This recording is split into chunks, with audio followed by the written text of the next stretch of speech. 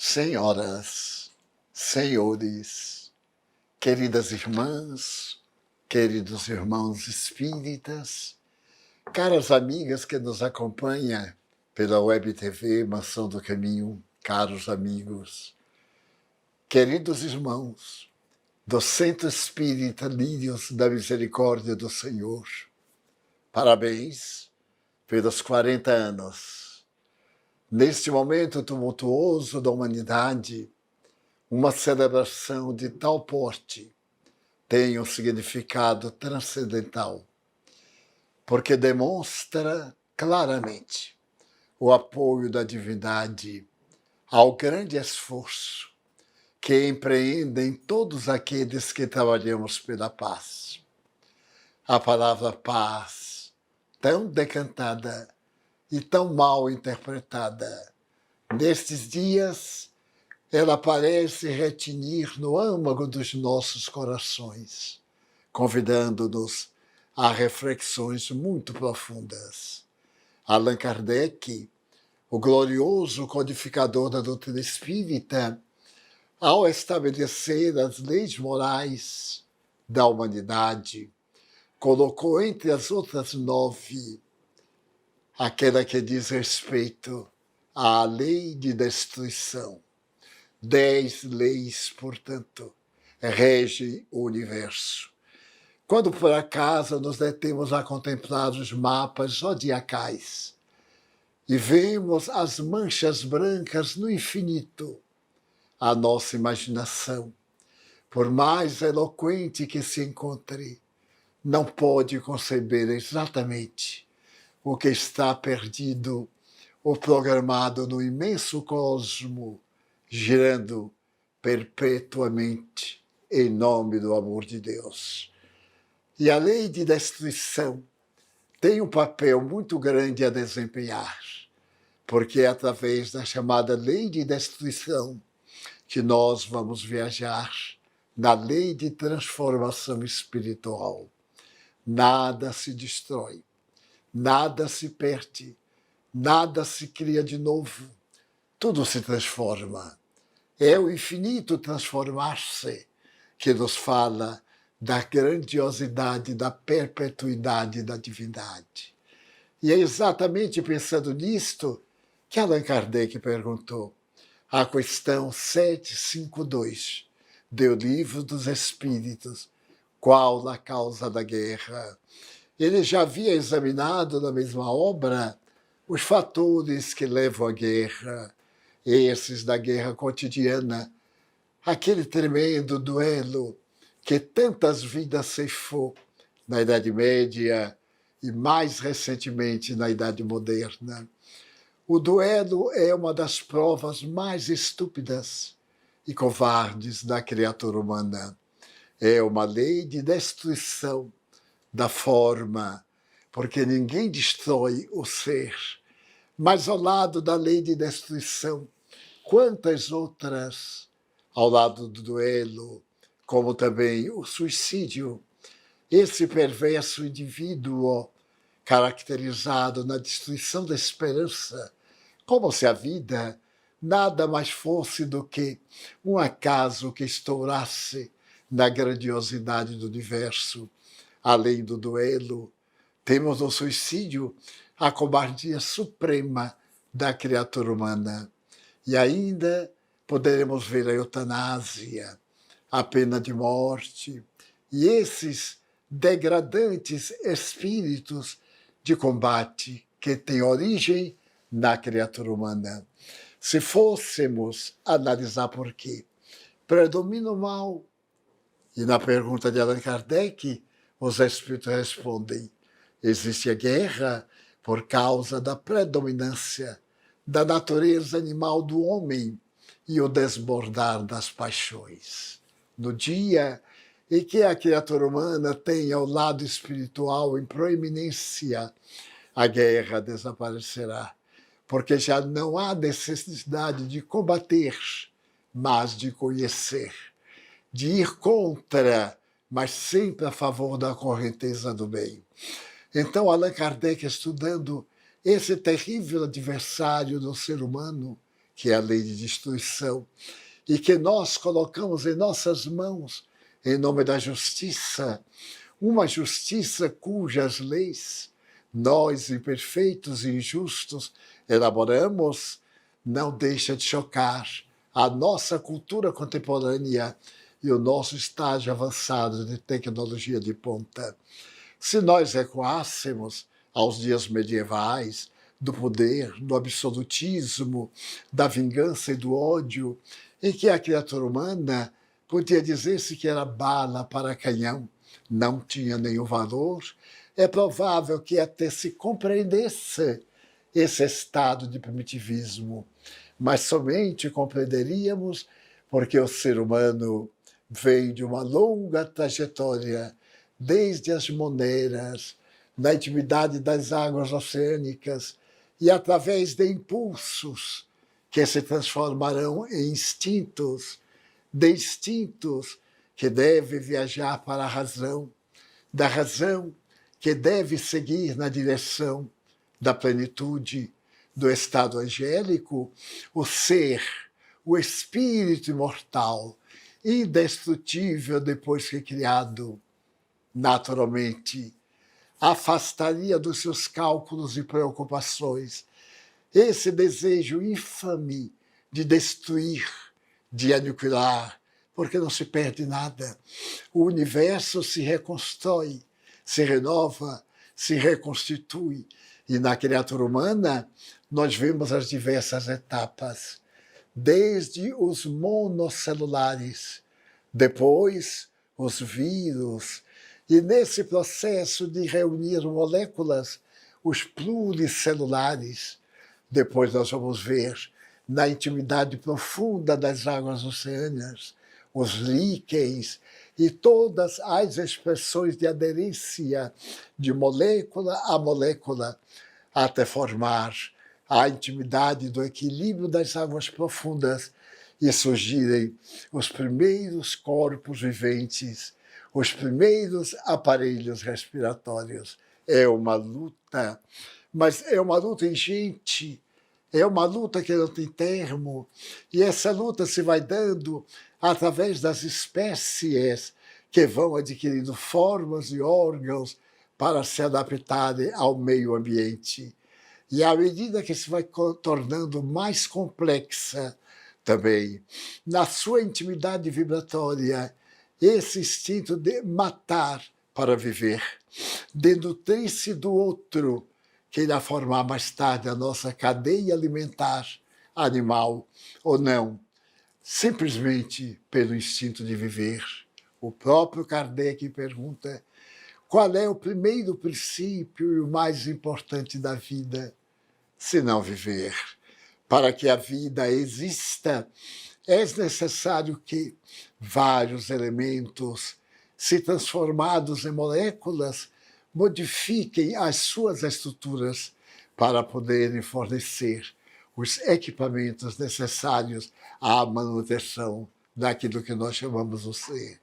E quando vemos esse ser sair das águas, abandonar o seio profundo dos mares e caminhar diante da superfície enxuta, quando vemos abandonar as guelras e fazer pulmões, abandonar também ainda as outras nadadeiras e transformar em braços e pernas para poder galgar as árvores, para poder caminhar no solo, descobrimos algo extraordinário: a fatalidade da vida.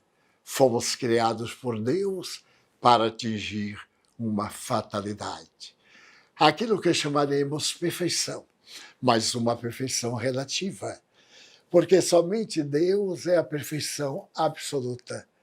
Nós somos a perfeição relativa, que nos aproximamos ao infinito da manifestação paternal que Jesus representou entre nós como o modelo e guia para toda a humanidade.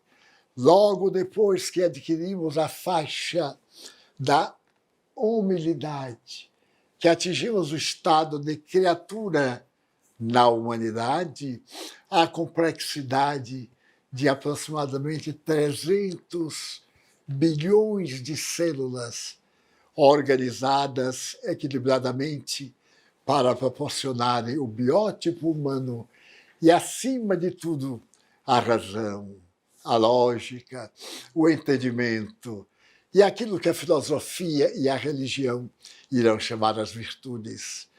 A primeira virtude é o dever para com a vida. E esse dever para com a vida, à semelhança daquele instinto de destruição, apresenta-se sob vários aspectos. O primeiro deles, a interdependência. Não somos seres absolutamente independentes.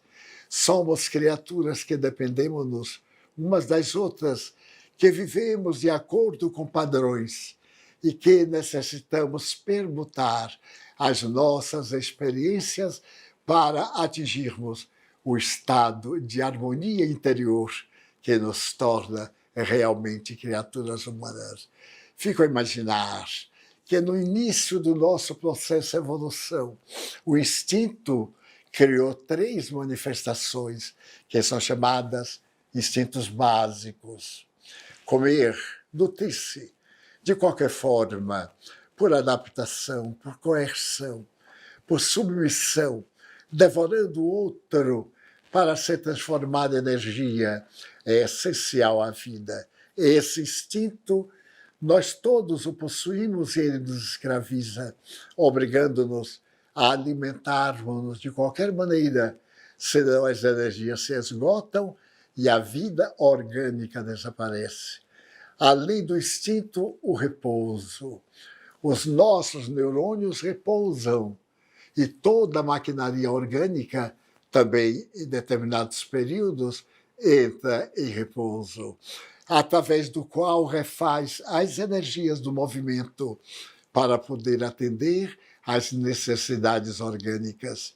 E, por fim, procria. Aí estão os elementos básicos: comer, dormir, procriar.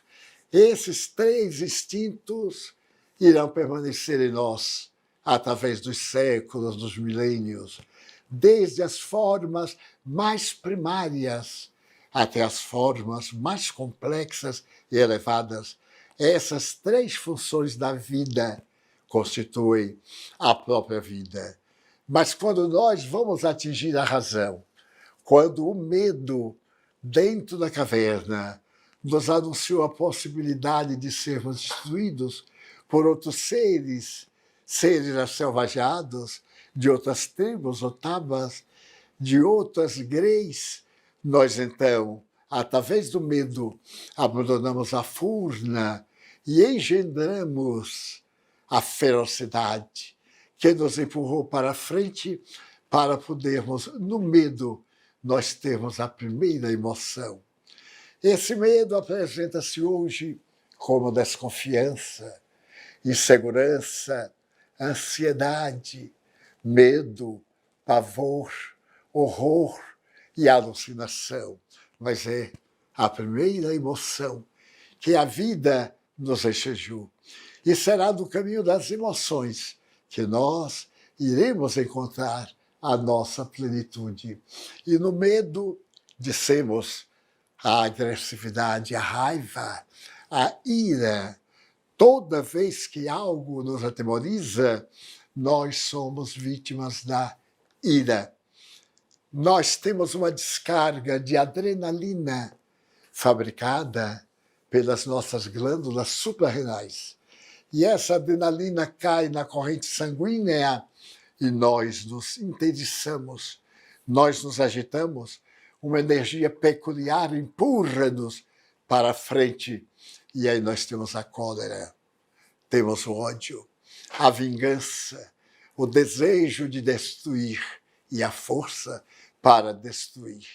Então nós somos agora vítimas de 2 emoções perigosas, porque, por outro lado, nós também temos o impulso de amar, de sentir, de desculpar, de entender, e no caso do medo, de confiar. Confiar na própria vida e saber que, indestrutíveis, nós avançamos na direção de algo sempre melhor, Olhemos o homem moderno, olhemos o primatas homini, olhemos o Pithecanthropus erectus e olhemos o homem Apolo de Belvedere do pensamento grego. E nós veremos a evolução da forma, a harmonia tão bem decantada pelo grande filósofo, discípulo de Platão, por Aristóteles. Essa harmonia do conjunto, a harmonia das palavras, a harmonia dos movimentos, que nos veio ensinar a dança, o passo, a maneira de comportamento, como sendo regras da constituição humana, para então a terceira emoção. Essa terceira emoção é o amor. Começa na admiração, na amizade, no interesse que nós temos para que o outro progrida, na gentileza, na forma de contribuirmos em benefício de outrem ou de outro, do benefício daquele conjunto que faz parte da nossa dependência.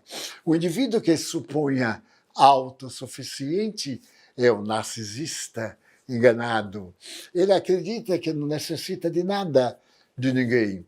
E é nisso que está o atraso moral da humanidade.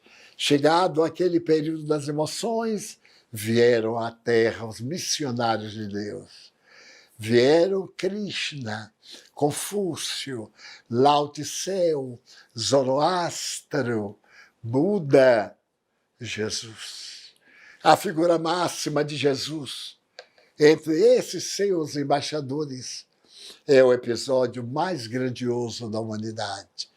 É o momento clímax em que o ser se aproxima de Deus, porque Jesus se faz a ponte, o elan. Eu e o Pai somos um, mas um naquele sentimento de unidade espiritual, unidade de amor, unidade de lei.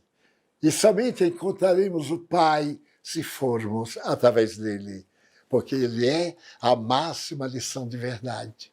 Ele chegou até nós e embalou-nos com a canção da misericórdia, na representação sublime das bem-aventuranças.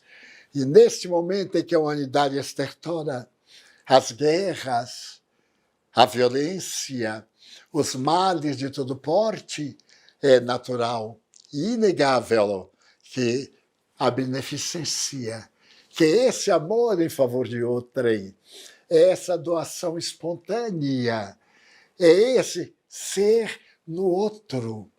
Eu sou o outro e o outro sou eu, porque nós fazemos parte de um conjunto harmônico. Nós vemos uma célula absolutamente independente, porque ela própria se divide e em breve ela são milhões. Através desse tempo natural, etapa a etapa.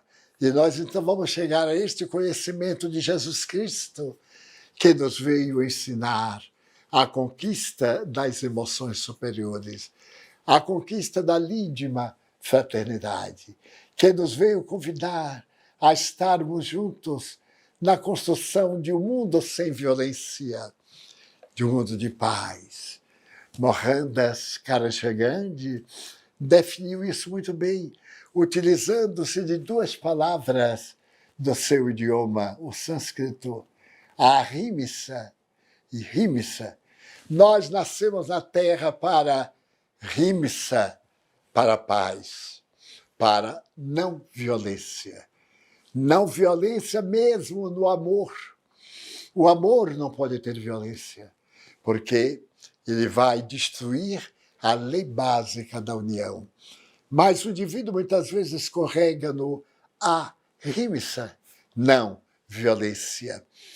E nós temos no ahimsa a paz, no rimsa o ódio, a suspeita, as mágoas, os interesses vis, as marcas terríveis do nosso passado, a nossa anterioridade espiritual, aquilo que Jung muito bem chamou de arquétipo, as nossas marcas antigas.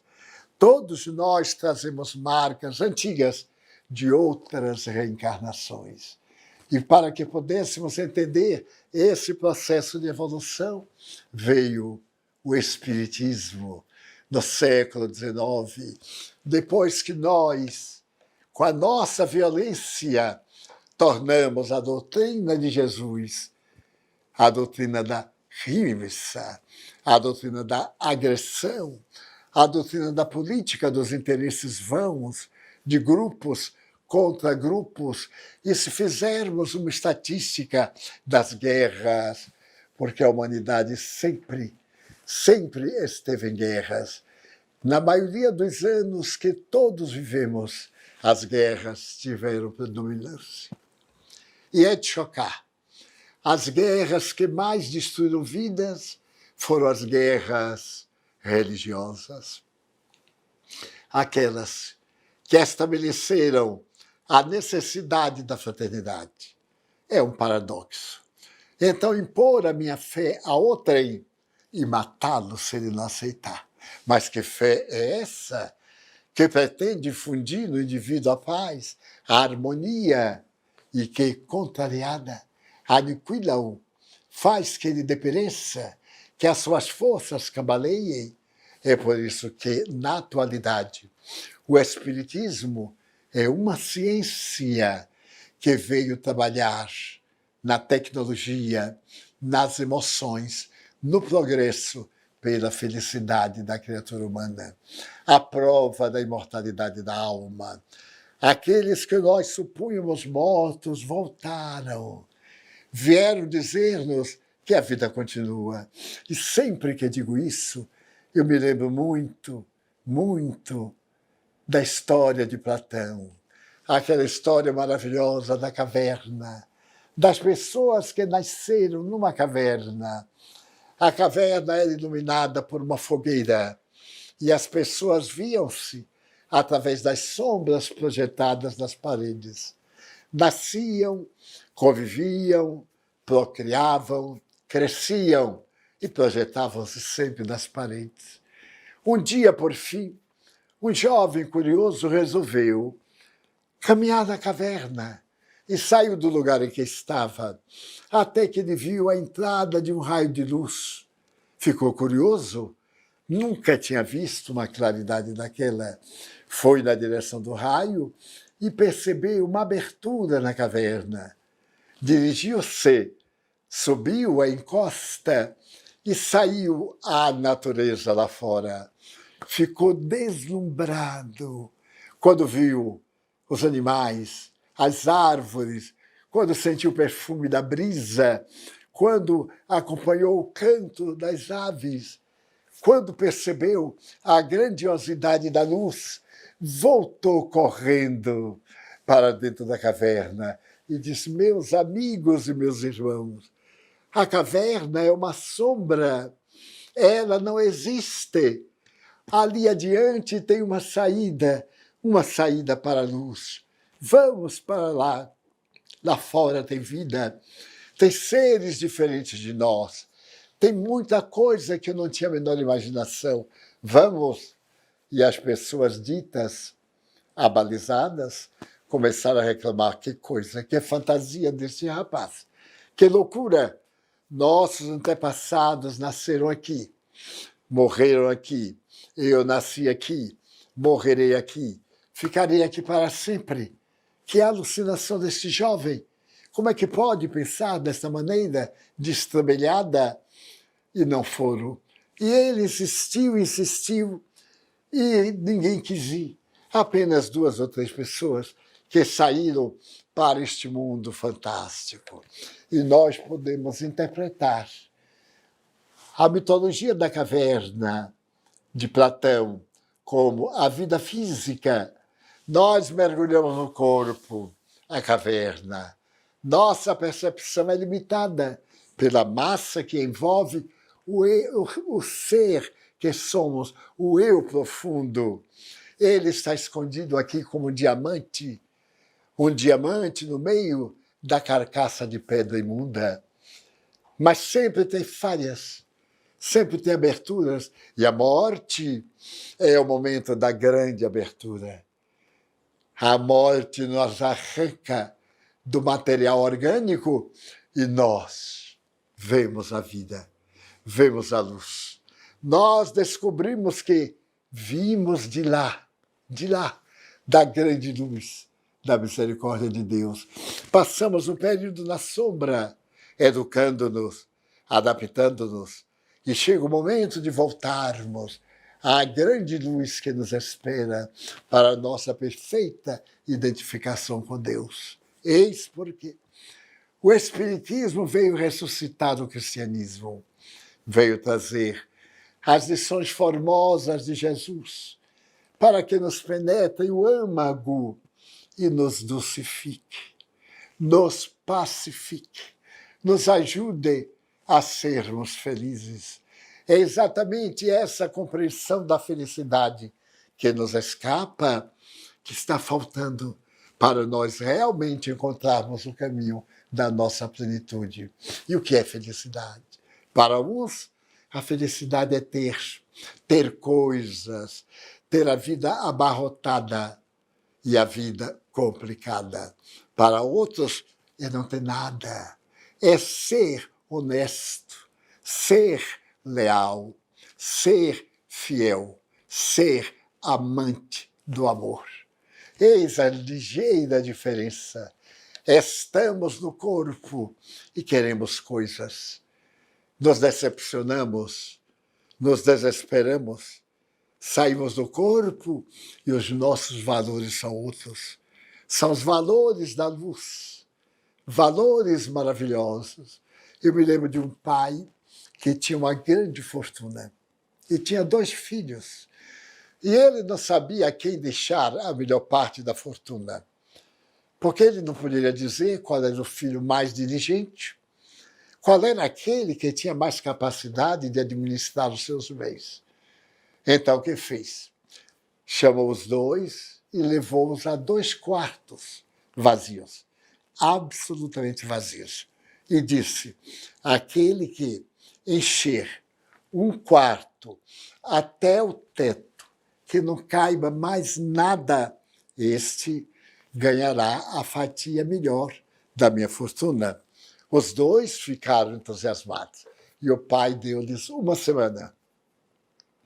Durante a semana, eles lutaram.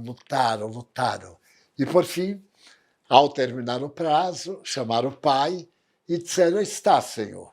O primeiro abriu a porta e, de fato, estava cheio de feno, porque era para encher com uma coisa barata, para não desperdiçar. Então, feno não custa nada. Apanhava no campo e colocava ali. Estava referta. E o homem disse, tu és sábio. E o outro disse, venha, papai. Chegou, abriu a porta e o quarto que estava no escuro se encheu de luz.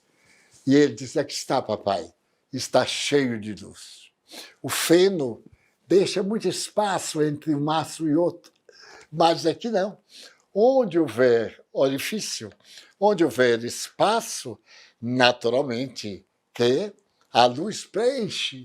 E o pai disse, tu és sábio e, acima de tudo, és prudente e econômico, porque a luz do dia não nos custa nada. Nós temos essa luz, nós temos essa grandeza diante de nós, mas não damos conta. Nem sequer agradecemos a Deus nosso dia, nossa noite. Aí me leva a uma outra reflexão moderna. Um médico norte-americano foi vítima da Covid. E no dia que ele teve alta, então ele foi olhar a conta. E quando chegou na conta do aparelho que levava ar para os pulmões, ele disse, meu Deus, mas que caro! Como é caro! E o colega, o dono do hospital, que era muito seu amigo, disse, não há problema. Se você não pode pagar, não há problema. Eu pagarei por você, nós somos amigos, afinal. Ele disse, muito curioso, eu nunca soube que o ar era tão caro. E desde que eu comecei a respirar, que eu respiro até hoje, e nunca paguei nada. Então, a partir de agora, eu vou agradecer a Deus a cada instante, a cada momento, a grandeza do ar que me dá vida. Note, eu, por exemplo, até o dia que li essa mensagem, não dava muita importância ao ar. Claro, eu sei que é a fonte da vida, sei do seu valor quando o oxigênio é puro, sei de tudo, mas não dava valor. Então, a nossa vida tem valor. Nós somos filhos de Deus. E você que me ouve tem uma missão na Terra: amar. Você tem que fazer algo para deixar pegadas luminosas. Feliz não é aquele que tem coisas e deixa, porque muitas vezes essas coisas, esses tesouros, se transformam em ações funestas, em brigas, em tragédias, muitas vezes. Mas aquelas do amor, da doação, da caridade, da beneficência, essas manifestações da emoção superior somente nos tornam melhores, mais dignos. E as nossas lembranças, aquelas que têm de nós, são muito mais felizes e agradáveis do que a gratidão pelas coisas que passam pelas nossas mãos e se perdem. Então, estamos no momento de louvar Deus. Temos muitos problemas, é natural, estamos crescendo. Aqui na minha terra se costuma dizer: pé que não anda, não toma topada. Isto é, quem não se movimenta não sai do lugar. Então é necessário nos movimentarmos para o bem, traçarmos uma linha trajetória de caridade, de fraternidade na casa espírita, de a casa espírita ser o santuário de Jesus, mas também a oficina do trabalho. Mas também a escola de bênçãos, na qual aprendemos as leituras da imortalidade.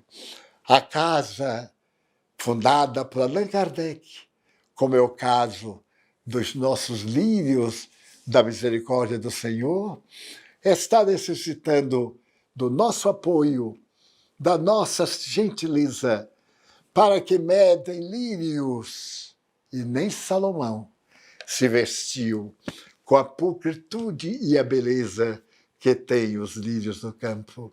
Agora imaginemos os lírios da misericórdia, que são o amor de Deus aos nossos corações. Celebrando hoje 40 anos, essa casa de luz, auguramos uma jornada longa e auguramos também aos nossos ouvintes a reflexão: o que é que eu tenho feito da vida até esse momento? Até agora, quantos lírios de misericórdia eu hei deixado no meu caminho para que perfumem a terra? Quantas mãos eu hei segurado antes da queda? Quantas vidas eu hei colocado um pouco de luz antes da treva densa e do desespero, formulando votos ao Mestre Divino que nos abençoe. Deixamos o nosso abraço para todos.